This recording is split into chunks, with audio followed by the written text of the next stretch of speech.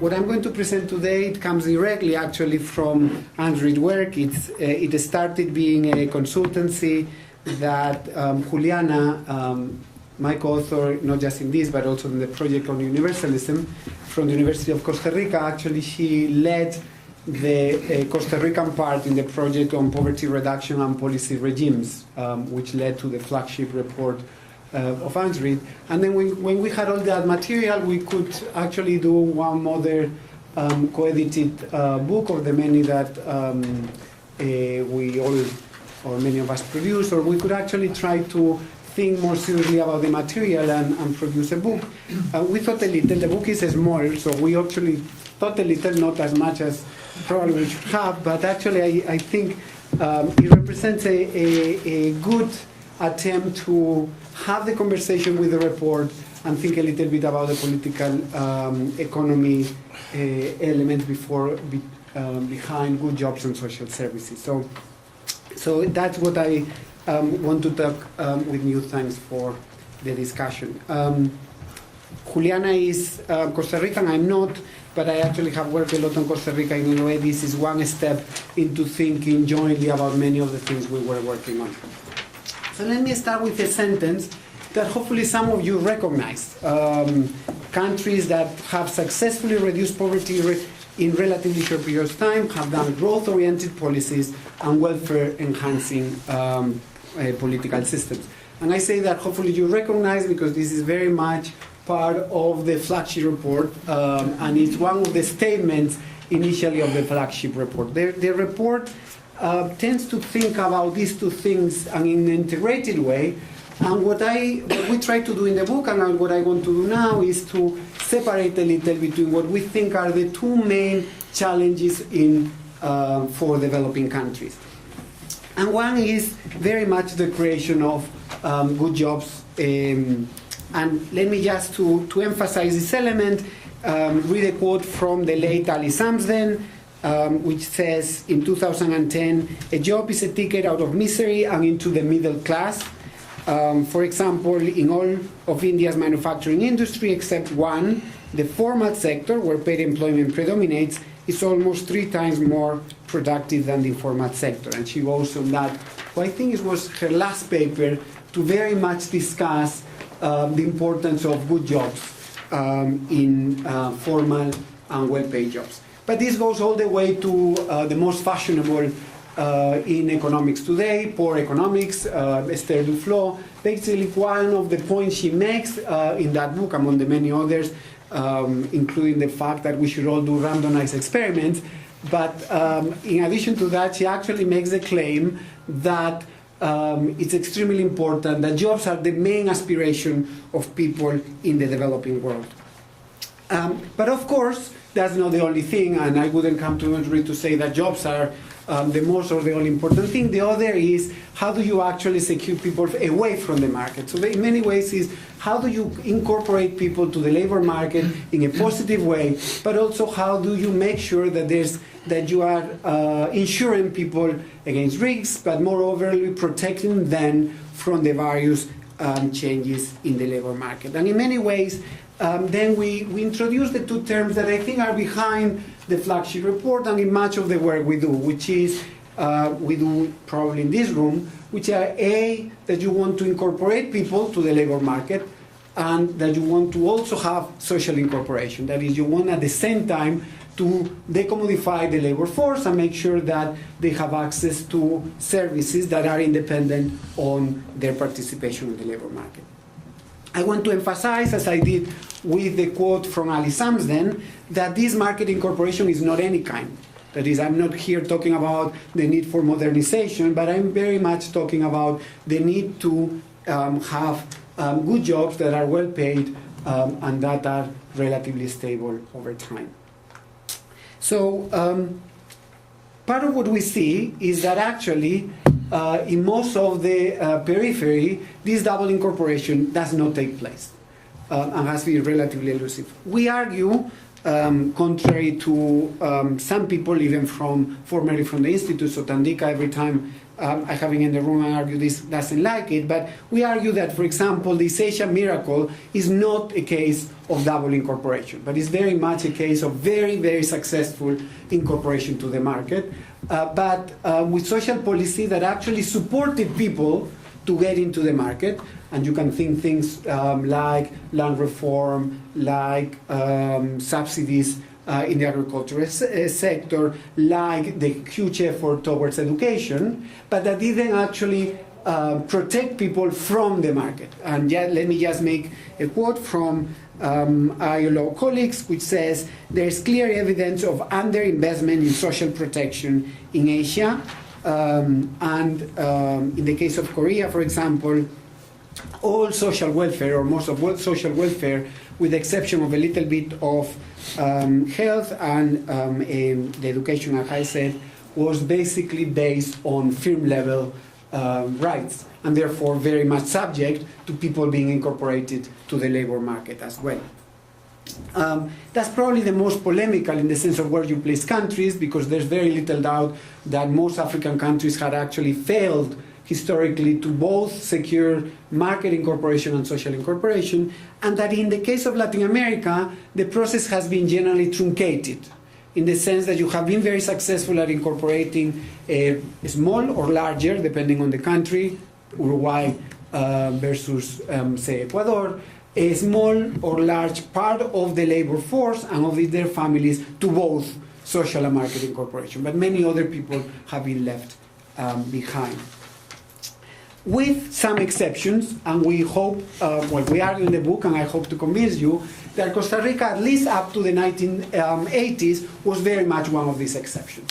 That when one thinks about Costa Rica, with all the weaknesses that probably we can discuss later, particularly in terms of modernization of the economic structure, still it actually advanced simultaneously on both of these elements, which makes it a very, very unique case. Can I say also that these are two processes that are very much interlinked, but should be separated as well, and that contrary to some of the new work on Costa Rica and other countries, for example, a book, I was going to say a recent book, but it's already 5 years old. That time I thought I had a young daughter and she's already 10. Is the Social Democracy in the Periphery, in which they actually talk about social and economic restructuring and the role of the state as if they were both of the same. And I want to actually think about these two things jointly, but also in separate ways. So why is Costa Rica an exception? Let me show you just a couple of things. This is numbers of informality in Latin America. Informality just measured, and I know it's not ideal, with the share of self-employment in the economic active population. And as you can see that Costa Rica, especially by the 1980s, had better indicators than any other country in the region, including countries that had much larger GDP per capita than the others. So it was probably the exception in the ability to create formal jobs in the region, at least I say up to 1980. I will discuss later the more recent period. And second, it has been called by Fernando Filgueira, a person that collaborates with the Institute quite a bit, probably the closest to a social democratic welfare state. So closer to being able to incorporate most people and do it so in a relatively equal way along the way. Now, what about the most recent period? Well, the most recent period is actually slightly more complicated in Costa Rica. Since the 1980s, the country has been able to create new comparative advantages, has grown relatively fast, but has been much less successful than before to incorporate people to good jobs. And in fact, informal employment increased from less than 20% in 1980 to around 35% in 2006, and it has remained relatively stable since then. And this has also affected, as Juliana and I tried to show in some other of our work, to the quality of social services themselves. So Obviously, the question then is twofold, and it was very much what was behind the project to start with, is what policies allow this to happen, and what are the determinants behind the policies, what are the political drivers of that process. And what I want to discuss in the next 25 minutes is precisely those two things. What were the key policies, and then how do we explain the key political determinants behind the process. So let me start by thinking about the economic policy regime using the language of the project itself. And here we emphasize the central role of the state. The idea that the state actually, by the way it expanded, but also by the way it tried to promote other sectors, was able to create market incorporation. So the first is actually the creation of public jobs. Public spending in Costa Rica between 1950 and 1980 expanded from 8.8% of GDP to 21.7%, with a very large share of that expansion being social spending.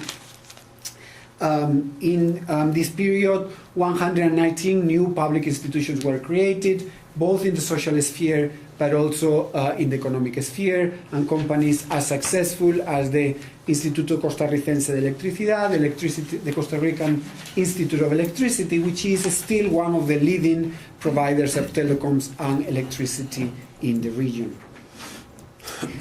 Public employment, as a result, increased from 6.2% of total employment to 18%, in 1950 to 18% 30 years later.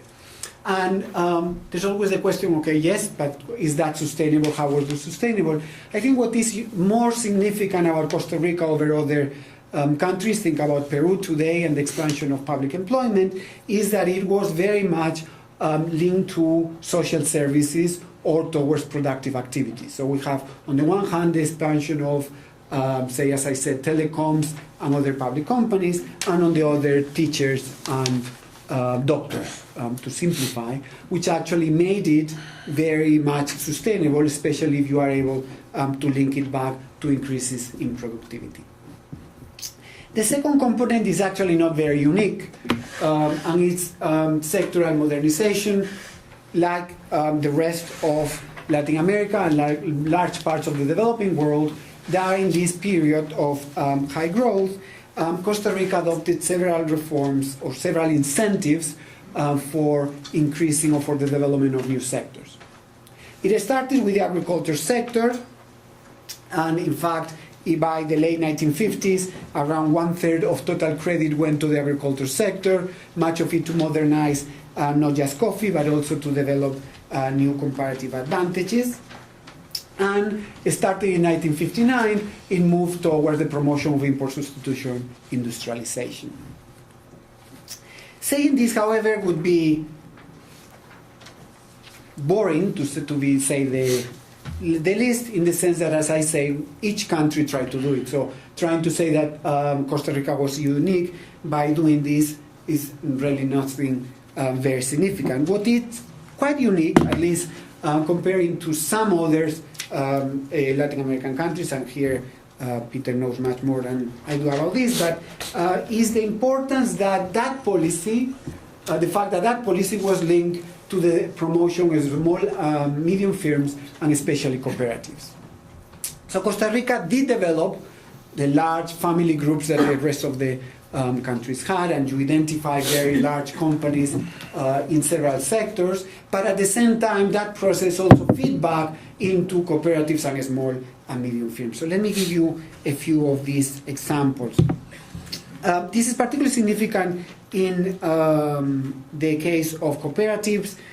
Between the late 1950s and the 1985, the number of cooperatives increased from 42 to 218, and by the I lied to you, that would not have been very impressive, from 42 to 464, so a 10 times expansion. And also by 1985, they accounted for around 11% of GDP and around 15% of total exports.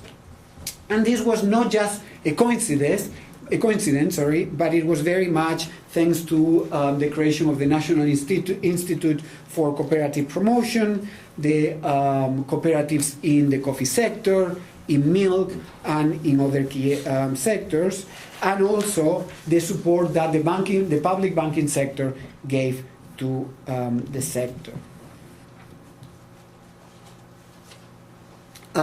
There in the 1960s and 70s, this expanded to also small and medium firms, which were actually, as we the book, more productive than the large companies in the manufacturing sector, something that is not common when you think about some of the other countries. So you had very much an economy that was, in fact, better at developing jobs opportunities for a very large part of the population and developing through that a relatively large middle class than it was to modernize the high productivity sectors. And I hope to have later time to discuss this, but that became a problem later. So it was, in a way, if you compare to Korea, which was very much geared towards developing new dynamic high productivity export sectors, here we have an economy that was much more oriented toward promoting jobs, but had difficulties to actually increase productivity. And again, let me go back to that later.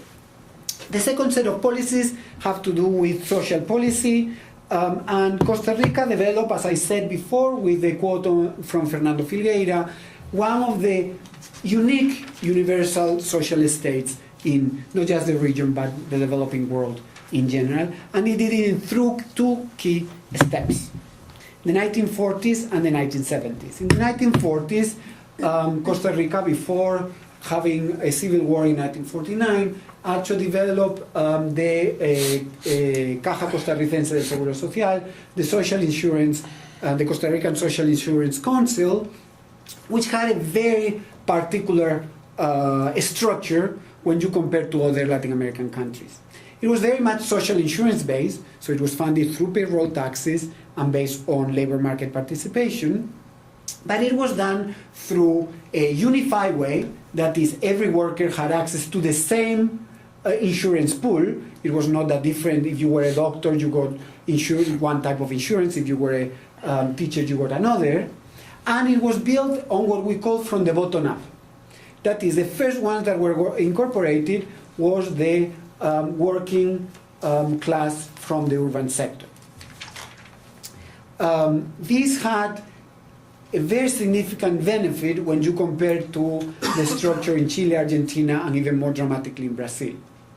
And it's that when you actually have incorporated groups of professionals, say, as I said, civil servants, the military, the incentives in those systems were always to expand horizontally, that is vertically, that is to give more benefits to those that were already incorporated. And that meant increasing the benefits on health, increasing pensions, which, as you know, are dramatically high in Brazil for those that had been incorporated first. And it was much more difficult to actually expand social insurance to other groups in the population. In the Costa Rican case, because you actually had incorporated the working class first, the way to actually expand resources was by expanding upwards and by then incorporating the upper middle class. So actually you had built within the system implicitly, I don't think this was by planning, but implicitly, a way to actually expand by incorporating other groups within the social insurance system.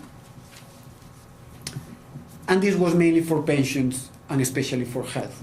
And as a result, health spending was much larger than in many other countries in the region. Now the problem with this system had to do more with the poor and the very poor, especially in the rural sector, which obviously had less access since the expansion had started from the urban sector and from the working class in the urban sector. And that's why the 1960s, 70s here became important. This was a time in which two governments actually put accent on social assistance by creating a social fund, similar to what then the region did in the 1980s, the social emergency funds, but for the South, a social fund, which was to fund programs in the ministers that already existed. So, for example, they actually wanted to expand and to resolve the problem of nutrition, and instead of creating a new Institute of Nutrition for the very poor, what they did is went to the health minister and the education minister and say, within the schools, we are going to create a nutrition program. Why is this important? Because it allows actually to incorporate the poor to the main social system. So it was very much targeted. It was very much what some people has called targeting within universalism, but it was not to have them in a different system, but to incorporate them to the health system. The same with the creation of primary health centers in many parts of the rural sector. This was important in itself, but it also allowed the people that enter into the system to then have the right to enter and to go to hospitals from the social insurance system. So every step, we argue, and we are not the first, but I think we made the argument linking it back to the 1940s, that was a way to link social assistance with social insurance, which is something we talk a lot about, but we don't always know how to do. And I think conditional cash transfers reveal, for example, the tensions around doing that process. So the central role of the state promoting public employment in small and medium firms, a very unique social system which actually linked social insurance and social assistance. All of this changes slightly since the 1980s. And I say slightly because there's still a very significant influence of path dependence, but still in terms of policies, there are several changes that become important. And especially the economic model actually suffers much more than the other, with three elements, two of which you know well, and the other which you also know, but which actually Costa Rica did better than others. And those elements are trade liberalization. Costa Rica signed 3 different structural adjustment programs with the IMF and the World Bank, which actually led to a very rapid, not very rapid, but a gradual but a steady process of liberalization. And then during the 1990s and early 2000s, Costa Rica became one of the leaders in signing free trade agreements. For those of you that don't work in Latin America, there's a race between Mexico, Chile, and Costa Rica to see how many agreements you sign, whether it's 100 or 3, whether you are able to sign agreements with every single country in the world, or you are actually leaving a few. Costa Rica is behind Chile and Mexico, but not by much, and it includes, for example, an agreement with China that I don't think many people understand. The second is financial deregulation. The Costa Rican banking sector is public, remains public, but actually their regulation of the 1980s allowed for the creation of private banks, which started targeting the middle and upper middle class. And the third that I say is not unique, but Costa Rica did better than others, is the promotion of high-tech foreign direct investment. So Costa Rica followed very much the Irish and Singapore experience, and was very successful at attracting new TNCs that are in the late 1990s and 2000s, starting with Intel, but following with Microsoft and others. And this has created a very significant high-tech export sector, which, however, like in many other parts of the world, is not linked to the rest of the economy, and we can discuss that a little later. What about social policy? Well, here we have, you can see it here, I cannot quite see it, but the first is the resilience in terms of social programs. So when you think about the design of the social programs, actually they don't experience any significant change. So we don't have any attempts to privatize the health system. We have the creation of a third pillar in pensions, but very much integrated to the other two, and we don't have any significant attempt to create voucher systems or any other system in education.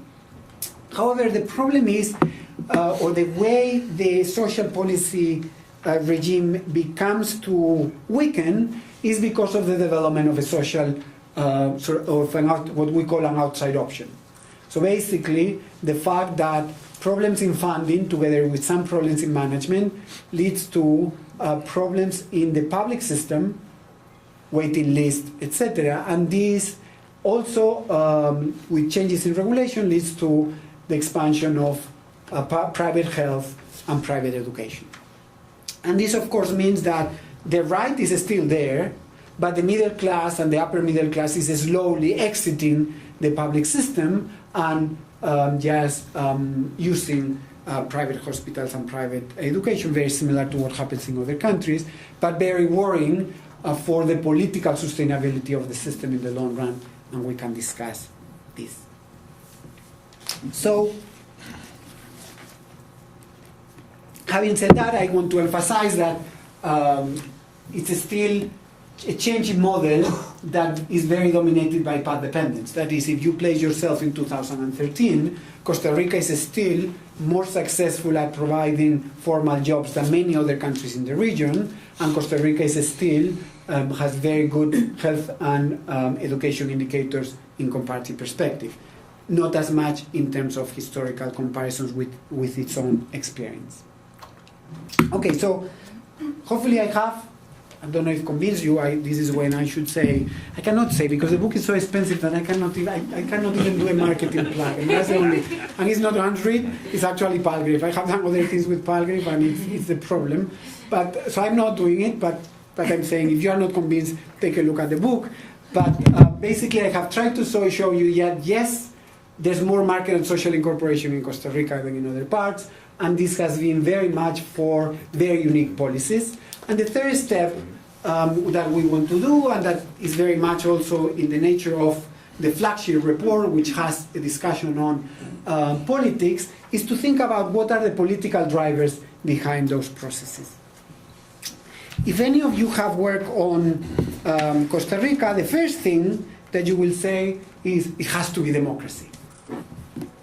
Basically, the story in the Costa Rican case goes that more equal land distribution led to a larger middle class from very early on after independence, and led to a process of consolidation of democracy with just some interruptions, including the 1949 civil war. We don't think this works. It's obviously that democracy is important, and it's obviously that the absence of very authoritarian regimes is important. But in fact, when you think about when the key reforms of the key reforms for the model that I have described before took place, they took place some of them took place right after the Civil War by a non-appointed government. It was a government that the US liked. It was a government that now is actually considered a very progressive 3 years in the Costa Rican era, but the fact is it was not appointed. It won a war and it self-appointed itself.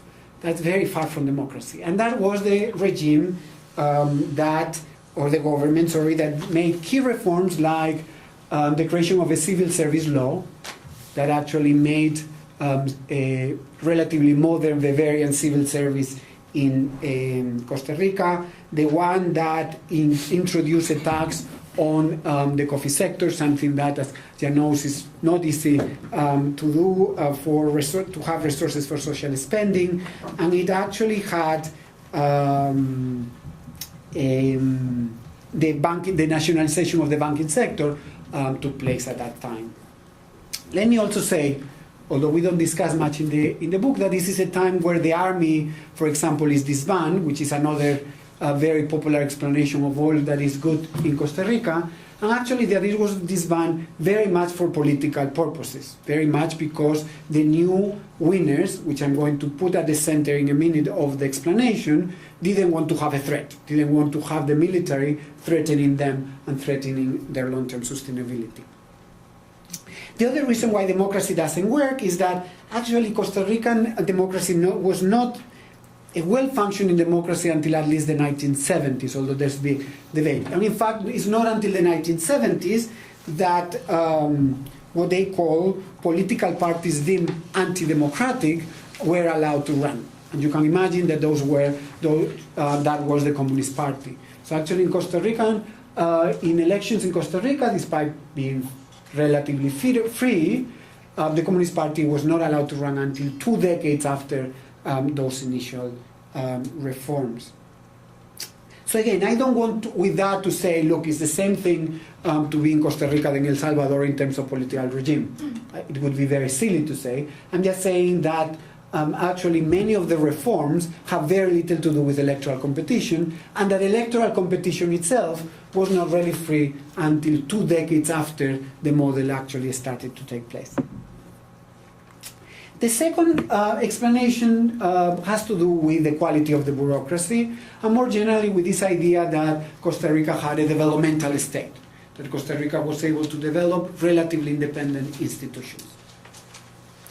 And in fact, there's some evidence to support this. The first I have said is that in the reforms of 1949, Costa Rica introduced a civil service law that created a professionalized and relatively independent bureaucracy.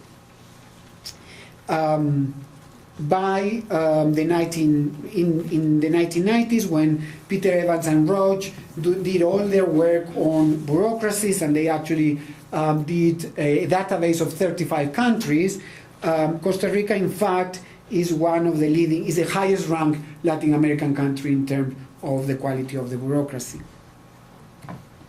The problem, however, is that actually the bureaucracy developed at the same time as the new policies, right? I have just said Costa Rica was a very underdeveloped, small state in 1949, and as you were developing the model that I have just described, you started hiring more bureaucrats with the new laws. So very much is, if you want, part of the model itself, but it cannot be a pre-explanation of why policies were successful in the first place, because the new bureaucracy was being developed at the same time as the new policies that I have argued were successful.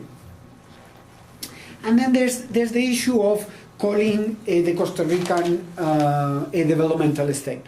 We can discuss, and it would be great if we have time to discuss, question how do we frame a developmental state, and I think it's particularly important in the context of UNRISD. I actually think that it makes a lot of sense to concentrate that term only on states that are able to build links to the private sector so as to upgrade their economic structure and develop new sectors of the economy.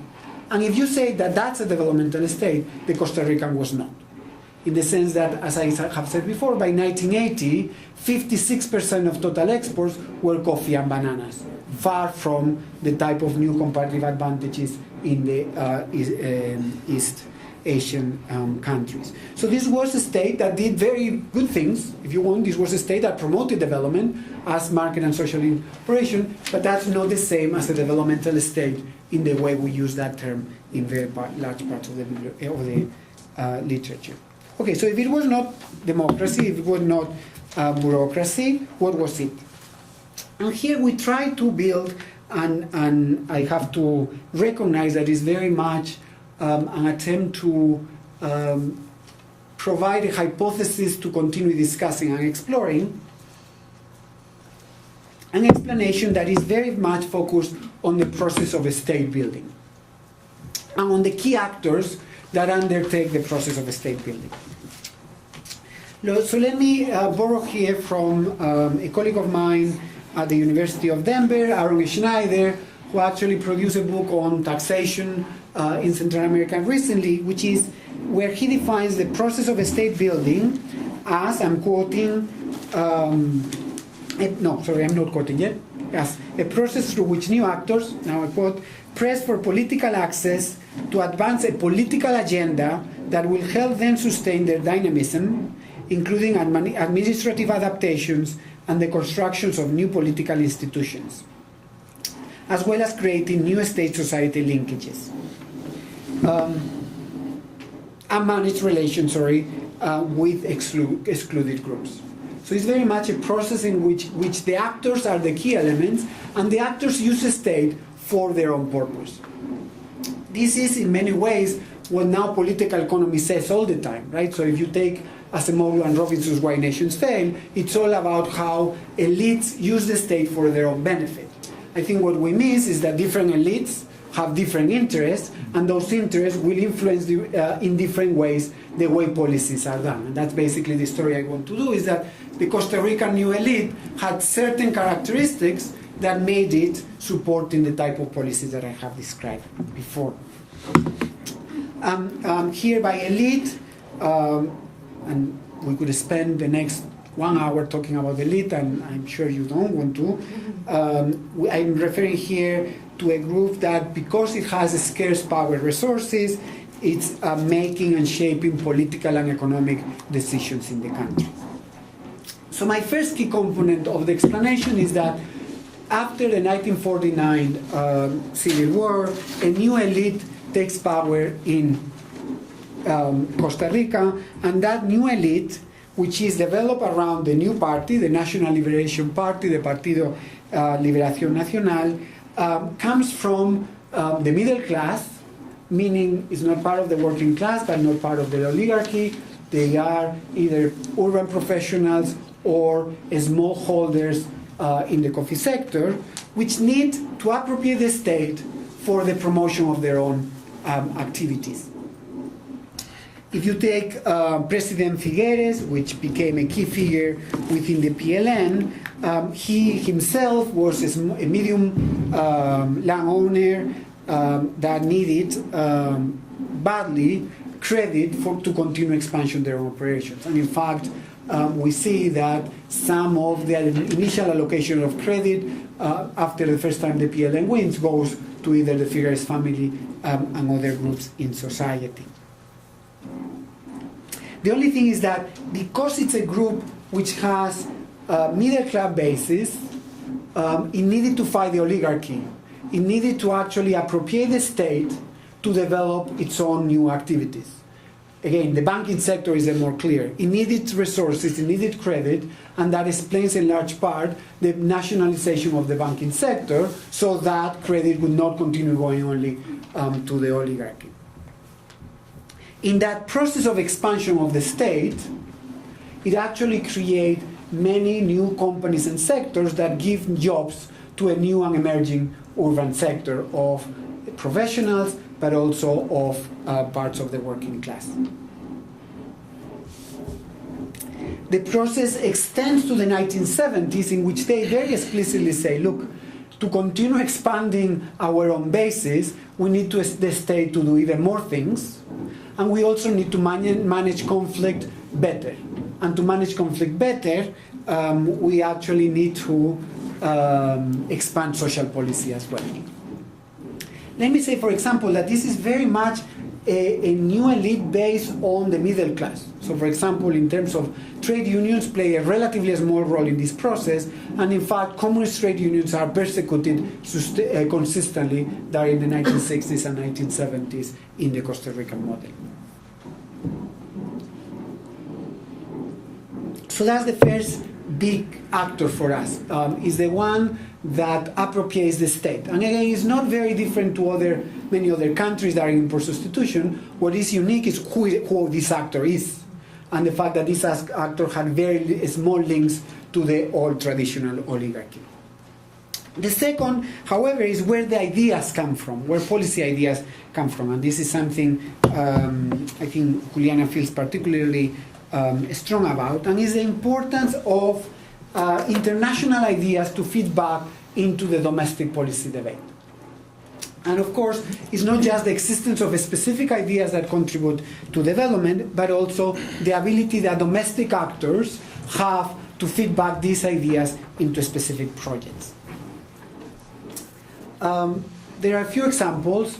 The ECLAC promotion of the Central American domestic market, but together with the policies towards cooperatives are a very good example. But even a better example has to do with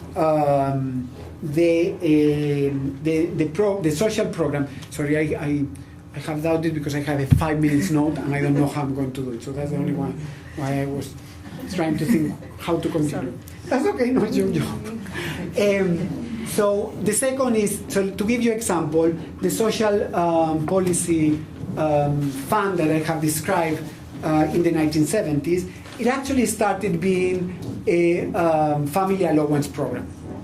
A very traditional, based on Uruguayan type of program that would have given resources for children to people already in the formal sector.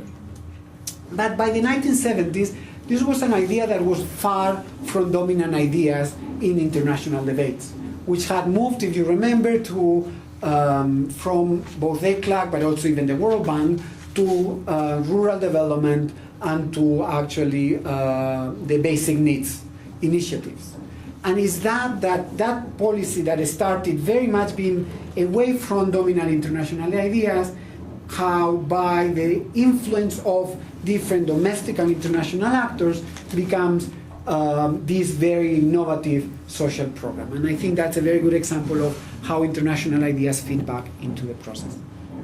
Okay, so if that works, then obviously the tensions since the 1980s have to do something with the two key variables that I have described, the elites and the international ideas. Obviously they have to do with more things as well. There's the debt crisis affects Costa Rica earlier and as much as any other country, but I think those two are important. The first is that by the 1980s we have that both the economic and political elite were diversifying very significantly their interests. And this is partly because of the success of the old model, but partly also because of different interests within the dominant political party and those groups. Basically, by the 1970s, when Costa Rica started having problems to grow, large parts of this elite that I have described say, actually we need to expand the state even more. But by then, you also had some new companies that have grown out of the state but now were independent that say, no, I don't want a much larger state. I don't want you to spend resources in trying to have new public companies. I actually want more freedom to continue growing my own companies.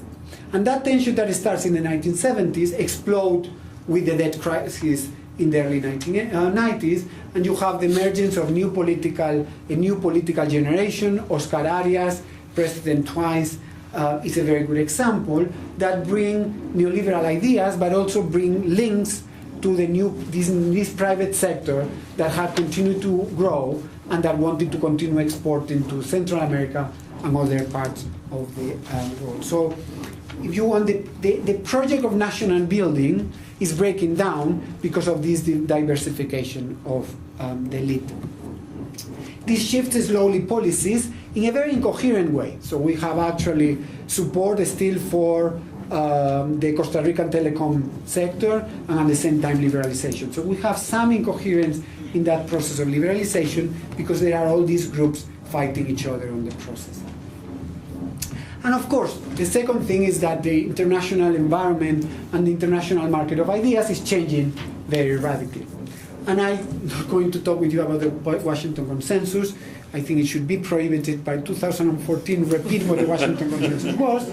I'm just going to say that in many countries this was more complicated, in the sense that for small countries, the Irish and Singaporean case represented something slightly different, in the sense that represented very much we are going to incorporate in the global economy supporting markets, but we are going to do it by giving very strong incentives to some sectors with a state that is relatively active in promoting those sectors. So it was what colleagues of mine, Andres Rank, has called open industrial policy, but with the state being important. And obviously this fit very well in the type of institutional setting that I have described for the Costa Rican case.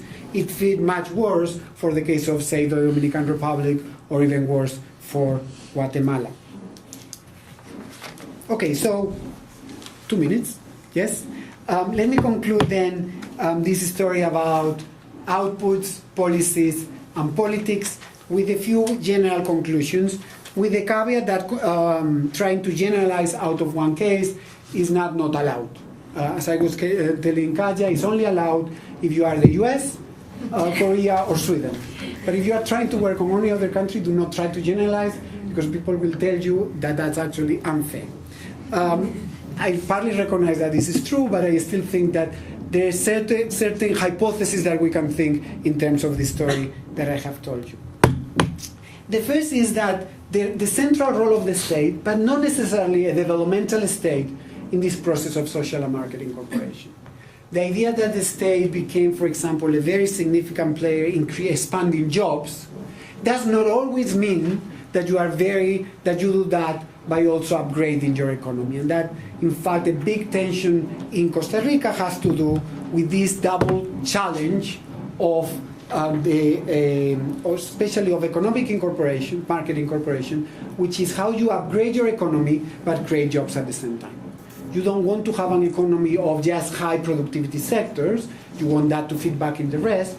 And you also don't want an economy just of creating any kinds of good jobs, because you know that at the end there will be tensions if you don't upgrade at the same time. The third, which we can discuss in this context and which we actually pick up in our broader project on, well, I don't know broader, but in our longer project on universal social policy, is this very unique way of incorporating or of linking social assistance and social insurance, which I think is we think, Juliana and I, that is particularly relevant for debates, for example, about conditional cash transfers, and is whether conditional cash transfer and things like Seguro Popular are creating a second state, a two-tier system, or are incorporating everyone to the same system. Then, more politically, the first is that we need to go beyond good elites and bad elites. This idea that you have the good institutional structure, the bad one. Elites, or those that have control of the state, want to do things many times for their own benefit. And then you have two alternatives, saying, like Acemoglu and Robinson say, which is yes, but sometimes they have institutions that constrain them, and sometimes they don't. And I think that's part of the story, but what we want to say is that also those elites have the interest they have, the preference they have, are very different in different places. And that we need to think a little more about those new elites. This would be particularly relevant, for example, in thinking about who is a new political elite in Nicaragua versus Ecuador versus Bolivia in the current move to new governments in Latin America. The second is that international ideas don't dominate, don't determine, but play a very significant role in terms of shaping constraints and opportunities, in terms of shaping debates about what is available and what should be done. Again, it's not the same that Funes won the election when we had a new discussion about universal social policy in El Salvador than if it had won 10 or 15 years before. And of course, this makes institutions like this one particularly important in shaping different debates at the global but also at the local level. And of course that in recent times the story is not simply of whether neoliberalism doesn't allow anything to happen, and more to think about the fact that in countries like Costa Rica they become more of a constraint than before, although still path dependence matters and continues to be important. So probably, hopefully only 2 minutes more than I should have. Thank you very, very much for your